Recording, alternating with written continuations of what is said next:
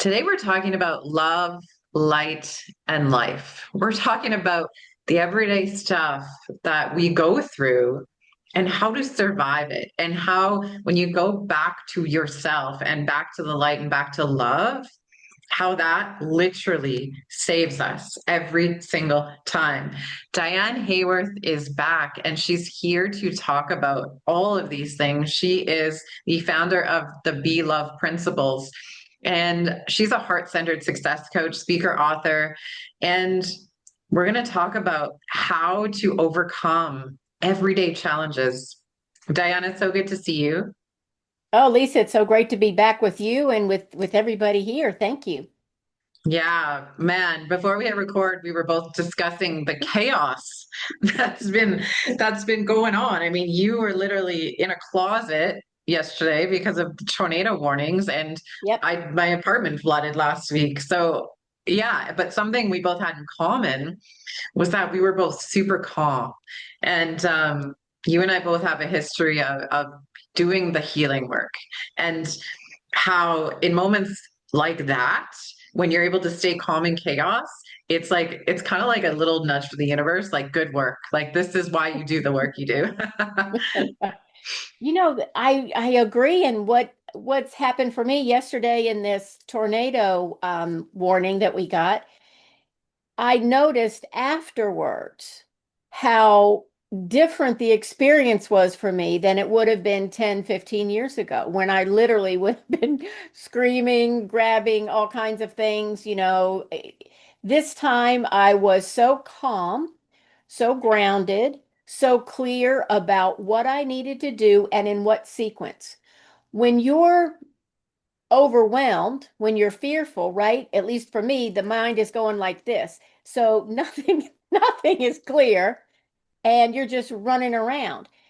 It, when you can look at something, for me, it's from a foundation of love, and with that inner clarity, it the situation seems to unfold differently. I certainly know my experience of it unfolds differently.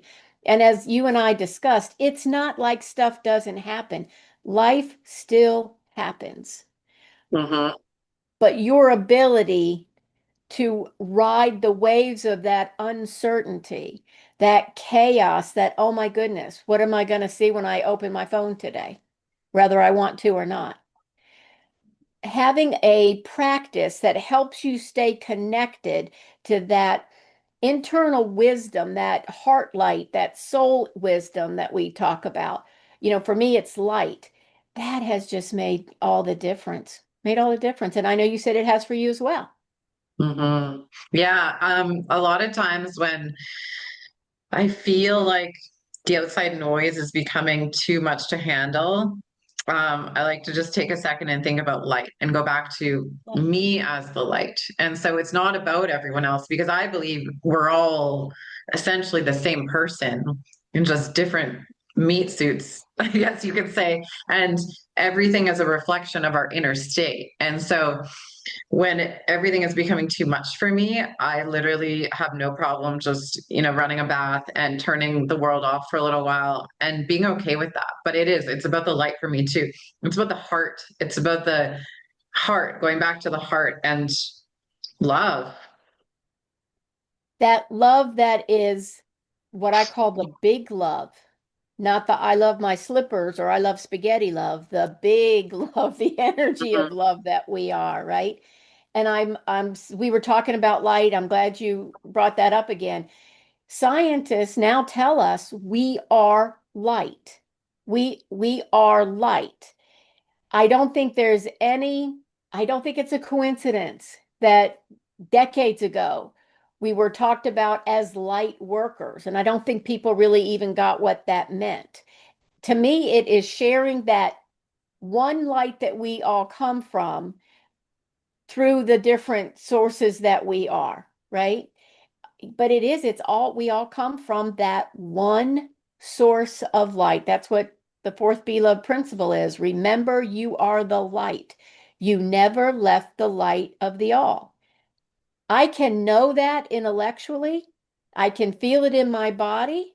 And when I get the National Weather Security, right, alert that comes on my phone that says go run to an interior room, if I'm not really if I'm not really set and aligned to that, then it's easy to forget because we are divine and human. I don't want us to pretend that we don't get scared or we're not in grief or we don't get sad. That's part of the human experience. And it's to me, when you are able to learn to hold those emotions, surrounding them with that knowledge of love and light, to me, Mhm. that's when the joy can come through and the even in really hard search situations. Now, we discussed something that, would happen pretty frequently, certainly for in certain parts of the world, and we're both very aware that there are horrific situations that people deal with, and the light is still there. Love is still there. Yeah. It's Love is in the center of all of it. And it isn't always easy. I was sharing with you last week how um I was feeling so unwell that I was so anxious that I was terrified of leaving my space. And that's not something I deal with regularly. And because of my full belief in the universe and that everything is happening for me, what yeah. I did was just ask the universe to show me what I needed to see and literally just allowed myself to be in survival mode and to all I needed to do was make it to the next minute and treat my body well and have baths and fill my cup, and I didn't put the pressure on myself to be anything other than what I was in that moment because I believed that on the other side of that was something really special. And I think that's what people get confused about. They're in this victim mindset where the hard times, it's like people feel victim to those hard Mhm. times.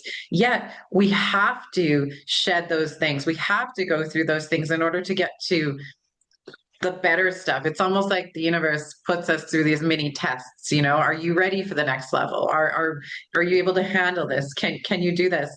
I do not believe anything that happens that's really negative is for something negative. I always think it's for something greater than we could ever imagine, even if it is terrifying.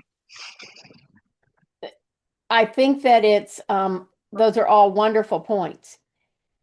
I can remember being a young kid in school and thinking, why do I have to go to stupid English class? Why do I have to understand what an adverb and a verb and all these things are? And I'm a Yeah. writer now. So, oh, that worked out. So even these small things that we learn step by step. And I even think it's more like we remember that the love is always there, whether I am feeling it at this moment or not, because I'm deep in grief or maybe I'm in fear. To know that that love is there, to me, is really comforting. I think that we talked about, I know we've talked in previous conversations about the death of my husband.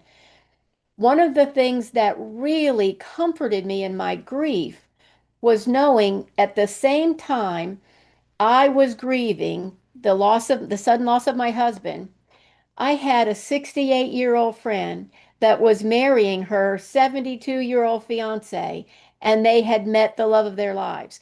Their joy helped remind me that joy is still in the world, joy is still in my world, Mhm. even if I wasn't experiencing it at that second.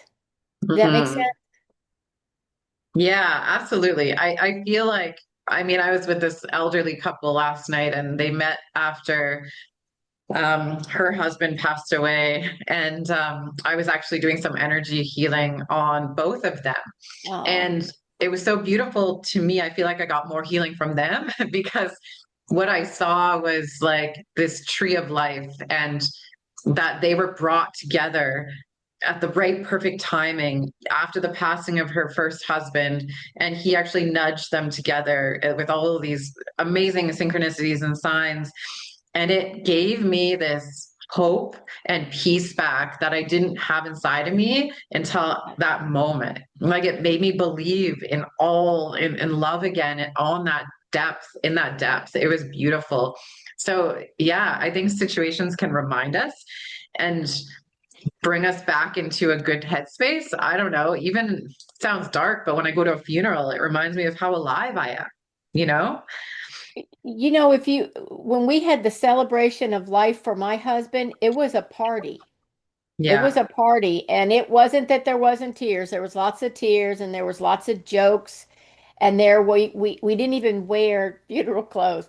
My husband loved crazy t-shirts, so I asked everybody to wear their silliest t-shirt. So I mean, it looked like it looked like I don't know what, and nothing I'd ever seen before. And there was music and laughter and remembrance and love. As long as yeah, that's the big thing.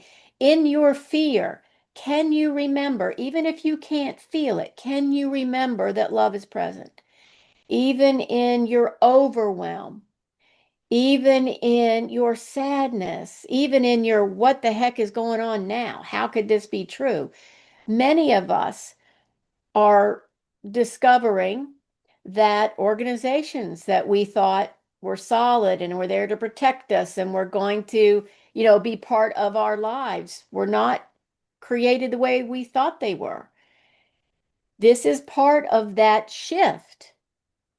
The world can't become more loving, collaborative, and compassionate unless structures that don't support that kind of energy and loving lifestyle shift and change. And Mm, I mean, everybody would just like to wake up tomorrow like, woohoo, yay, it's all done. That's not the way it works. We get an opportunity to not only feel the pain, but feel the excitement of, wait a minute, how could we reorganize this? What could we do differently? Who have we not seen that's ready to step up? How can we all work together? That part of all this chaos and change to me is really exciting. New mm, discoveries, the way conscious, I mean, the fact that we're having this discussion, mm, this is amazing. And the fact that so many people are interested in what is this love thing, this love that's beyond even the romantic or the love of your family. What is it? How do I remember it? To me, it's about that remembering that we came from love, in love, to live love here. And we each get to do it, as you reminded us, in our own separate little meat suit. And mm. that thing changes. It Oh my God. changes throughout Yep. your life, which is great. My 2-year-old grandson was just here over the weekend, and it was amazing. And I don't think I'd want to be 2 years old again. There, there are so many gifts as if you are blessed enough to continue in this life, right? At different ages, there are so many blessings and gifts that are here to discover. And if you have a joyful, loving mindset, they're easy to find. If I'm Mhm. always worried about what's going to hurt me, what's coming after me, then I don't see them. And it doesn't mean you shouldn't be smart, by the way. Just for disclosure, we're not telling anybody to walk in front of a truck or not go to a doctor. Go do what you are guided to do. Take care of yourself mentally, physically, financially. Yes, find people to help you with that. And my personal suggestion would be help connect to your heart and let that guide you to the people who are here to serve you and who you Mhm. are here to serve. Like that beautiful couple you just described. What a Yeah. beautiful, what a beautiful relation, that giving and receiving. And that, well, that was gorgeous. Yeah. I think there's some people that, they're stuck in that, like I said, that victim mindset.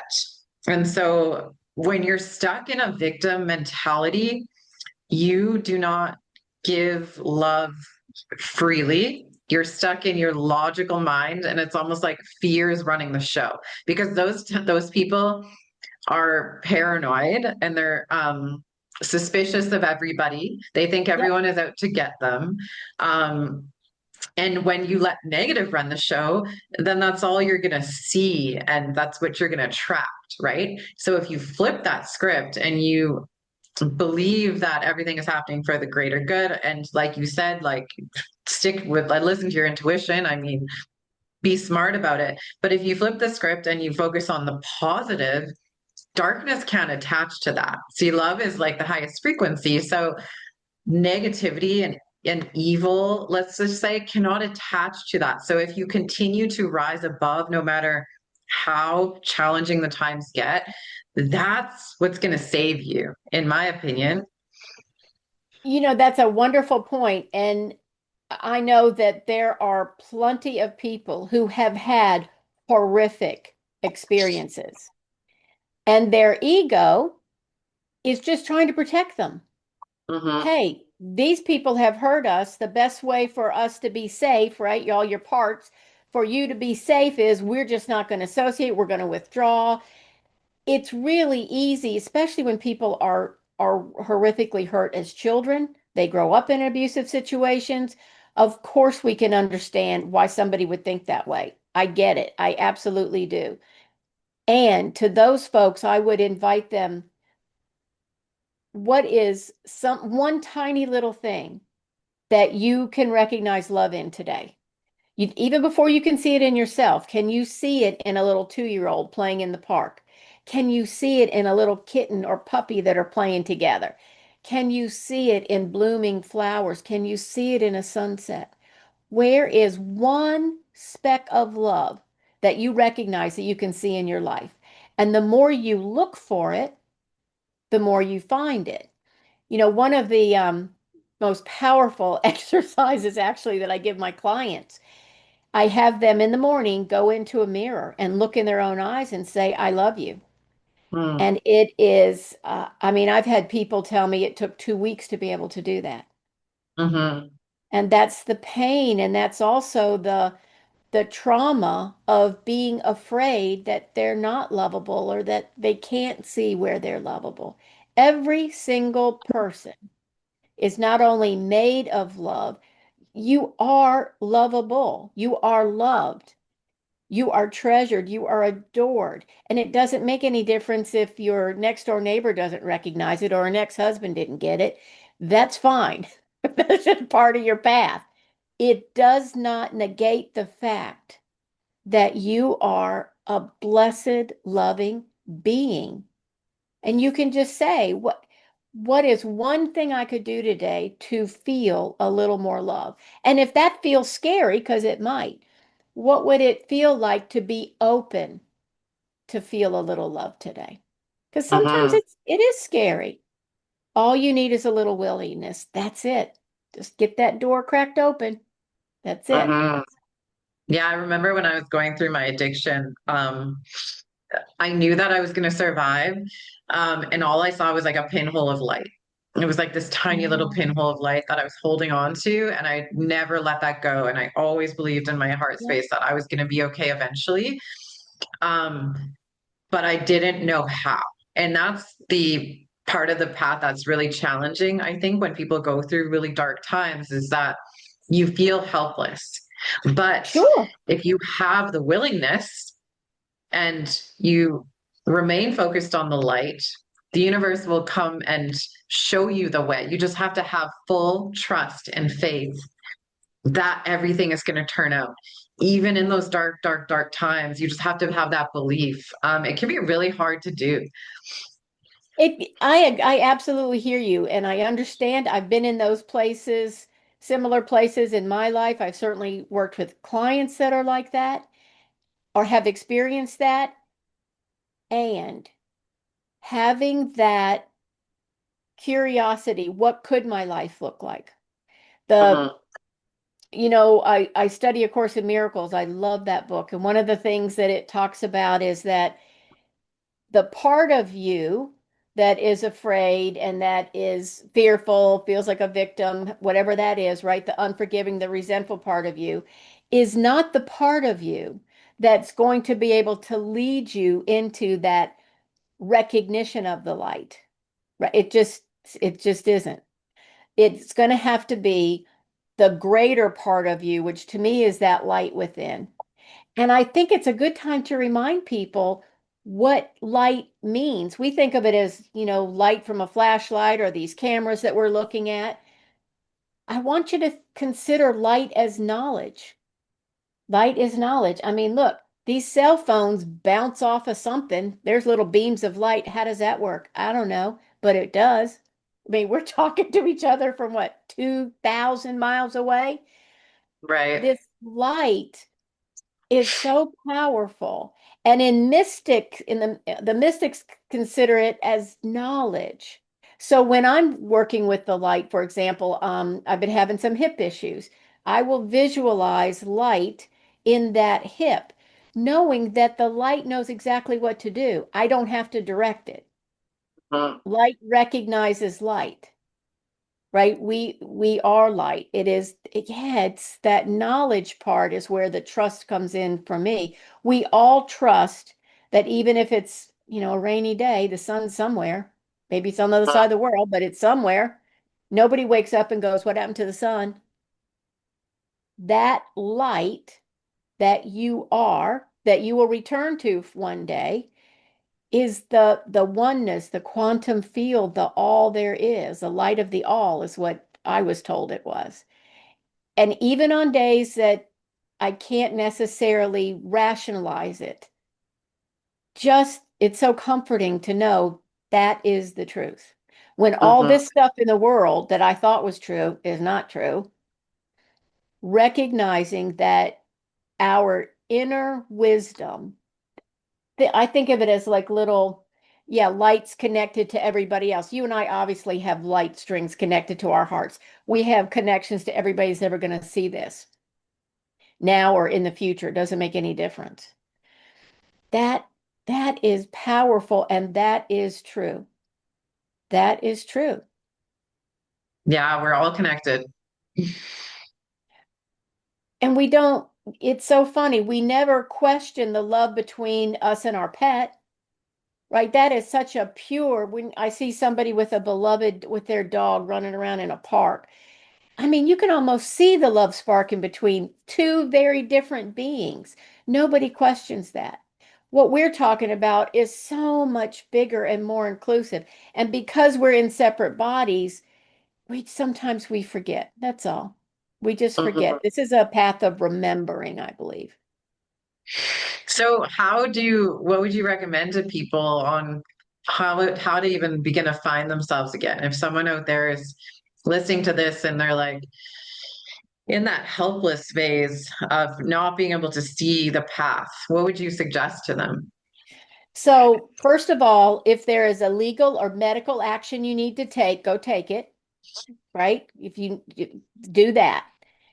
If you are in a situation where there is fear, overwhelm, just, there's a million things going on and you just are feeling overwhelmed, or even this is something I do in the morning actually, and that is I just remember I am the light. And we can do something really easy right now, unless you are operating a vehicle. You're welcome to come along with us. I like to focus on the word light. Some people use radiance, use whatever word you want, but we're going to go from context to feeling to being, and it's really easy. So if you're interested, you can go ahead and join me now. If it's safe for you to do so shut your eyes and just feel yourself in your chair, feet on the ground if that's comfortable for you. You can roll your shoulders. Feel settled in your chair. We're only going to do this for a couple minutes, super easy. Now, I want you to pick a word. For me, it's light, and we're going to use that as an example. So let's just think I am light. I am light. I am light. You might get a visual. You might see a ball of light. I will often do that. It looks like it starts in my head. And as you gently repeat, I am light, make sure that light, gently bring it into your heart area. And now just imagine what it would feel like to be light. What does it feel like to be light? Whatever comes to you is perfect for right now. I am light. I feel the light. Just feel that. Let it spread throughout your body.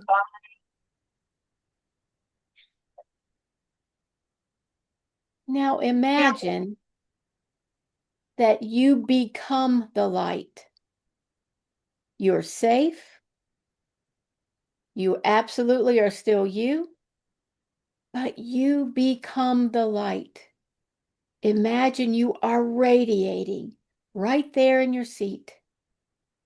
You're radiating through your body. You're radiating into the room where you're seated.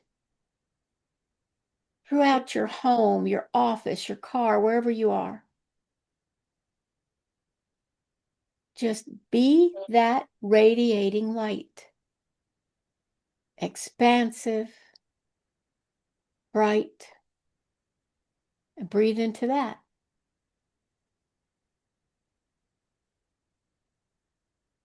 And just stay there a tiny moment.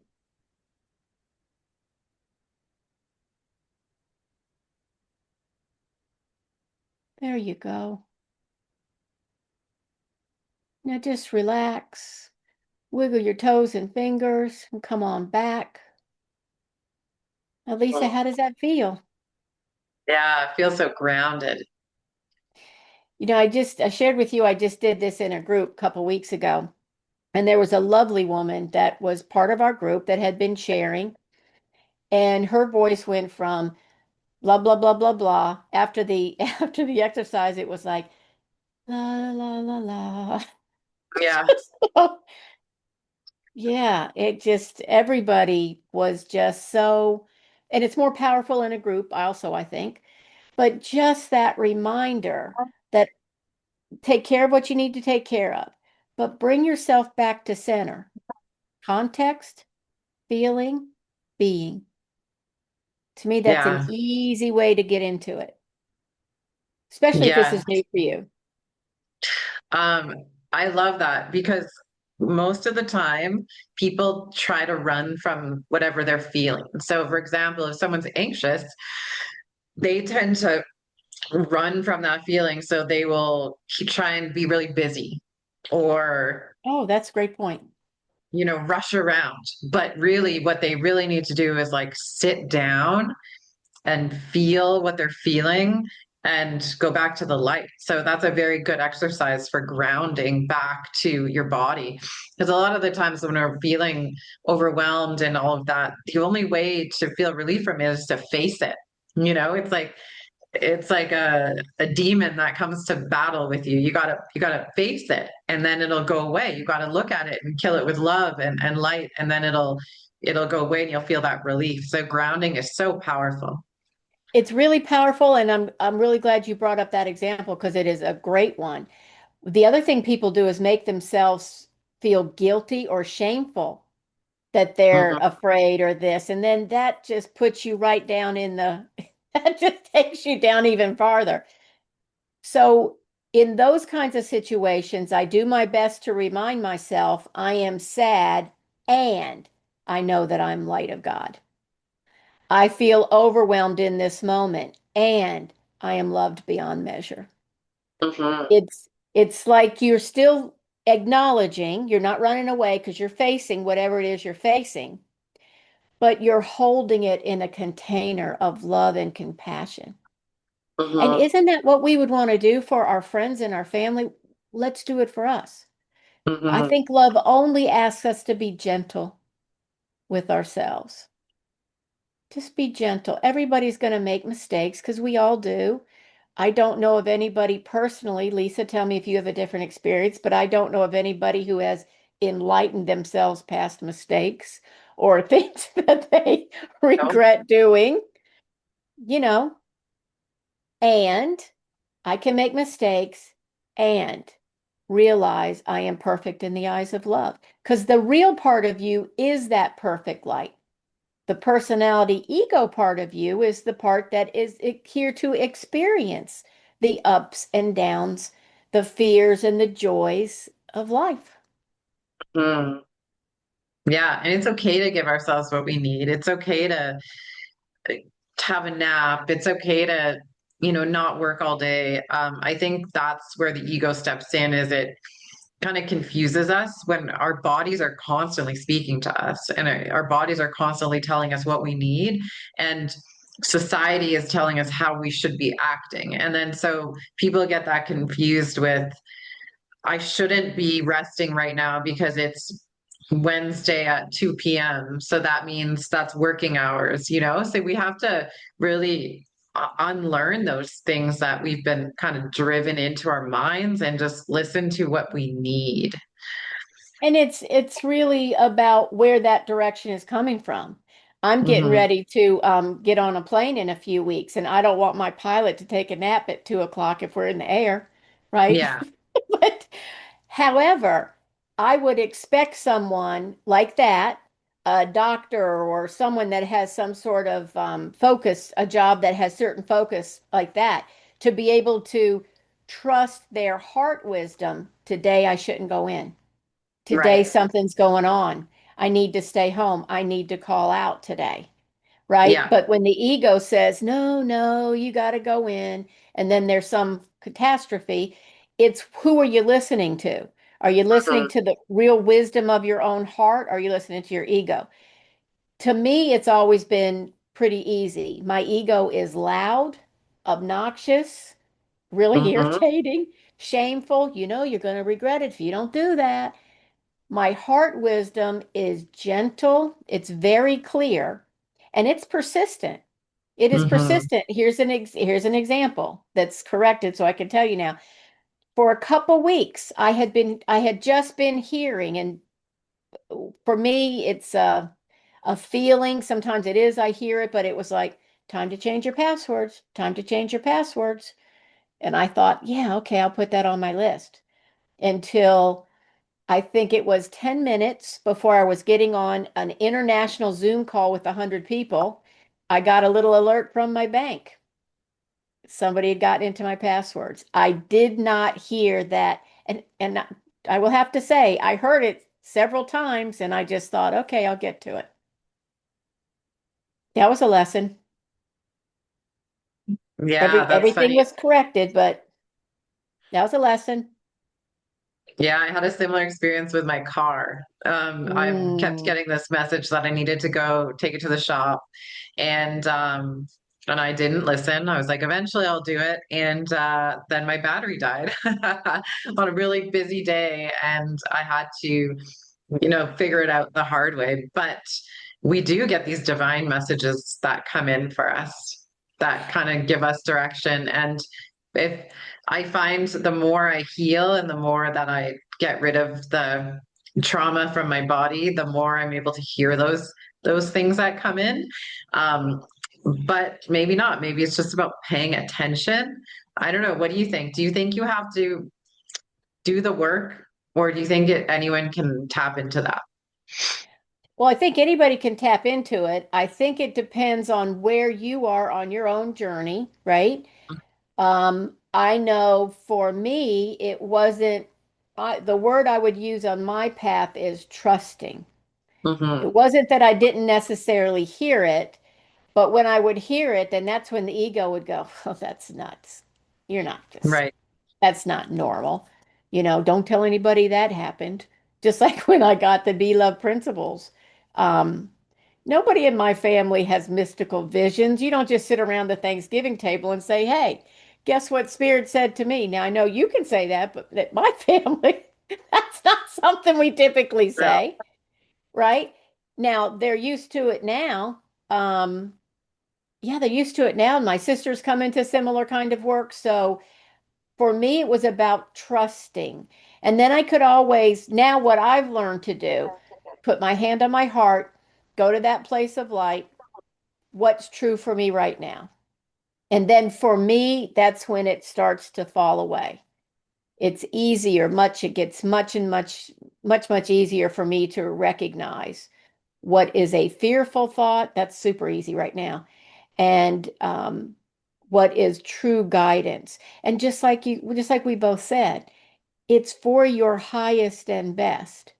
So Mhm. even situations where I followed my guidance and I thought, well, how could this be for my highest and best? 6 months later, it would be like, oh my gosh, if I hadn't done this, this amazing thing would never have happened. Mhm. That's where the trust comes in, even when I don't understand. When I know it's really guidance, okay, saddle up, let's go. Absolutely. Diane, tell everyone more about the work that you do. Well, I love this. I love to talk to people like you all day long about love and life and how to live from that heart-centered space. And it's not because I think that you have to be super spiritual or things like that. Actually, I'm just really practical. Your life works better. You're more happy, you're clear, you feel more free when you have that kind of alignment.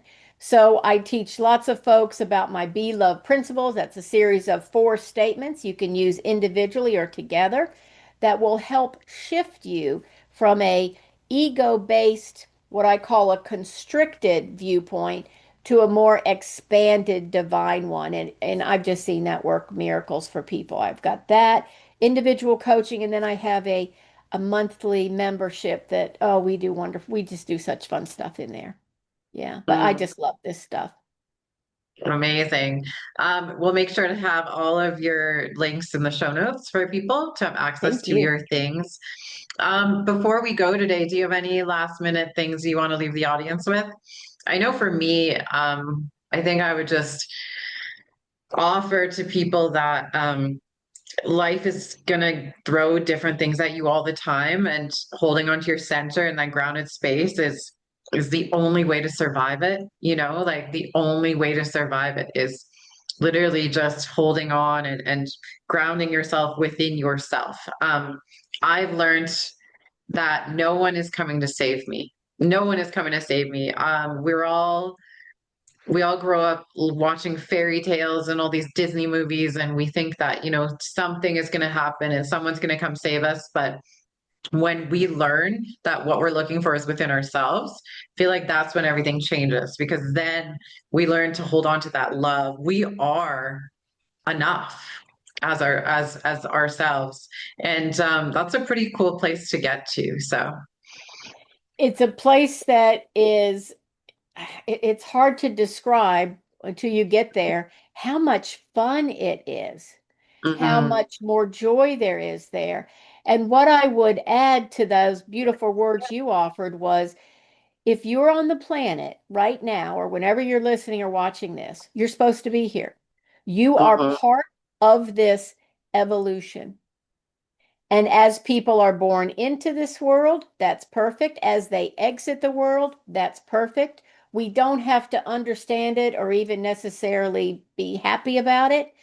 But to me, there is a lot of comfort in knowing that everyone here is asked to play a part. And when you can't change world events, when you can't change a government, when you can't stop a war, when you feel like you are a victim of all kinds of things, you can change the energetic patterns of the world by being even 5% happier, being 5% more grounded, doing that light exercise that we just did. That absolutely helps create patterns that reverberate throughout the planet. And it makes a difference. And if you don't believe me, go to the grocery store and start smiling at people. You see people mhm. change like that. You didn't write a chord, you didn't pass a law. You shared a loving gesture. Every act of love is maximal. That's what the Course tells us. Every act of love is maximal. How powerful, because you are that powerful, each one of us. To me, Mhm. that's pretty exciting. Mhm. Thank you so much for being here, Diane. It was so much fun talking to you. Thank you, Lisa. I always love to be with you. Yes, and to our audience, thank you for tuning in.